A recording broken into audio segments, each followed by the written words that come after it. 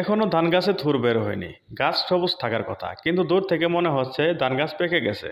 রূপা আমনের ক্ষেতে কিছু কিছু জায়গায় বিভিন্ন জাতের ধানের পাতা হলুদ হয়ে যাচ্ছে, আর 1 থেকে দেড় মাস পর আমন ধান কাটা শুরু হবে।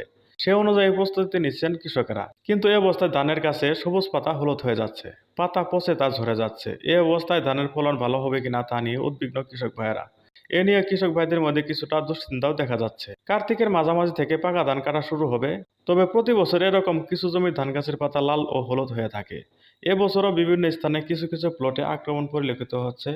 ধানের পাতা কেন এবং কি কি কারণে হলুদ ও লাল হয়ে যাচ্ছে এবং কি কি পদক্ষেপ গ্রহণ করলে এই সমস্যা দূর করা যাবে, সেই সম্পর্কে 5টি গুরুত্বপূর্ণ বিষয় নিয়ে বিস্তারিত আলোচনা রয়েছে আজকের এই ভিডিওতে। ধানের পাতা হলুদ হয়ে যাওয়া একটি জটিল প্রক্রিয়া, তাই এর সমাধান সম্পর্কে বিস্তারিত জানতে ভিডিওটি স্ক্রিপ্ট না করে শেষ পর্যন্ত দেখতে থাকুন, কেননা কোনো একটি গুরুত্বপূর্ণ বিষয় আপনার অজানা থেকে যেতে পারে। সম্মানিত দর্শকবৃন্দ, সকল মুসলিম ভাই বোনদেরকে জানাই সালাম, আসসালামু আলাইকুম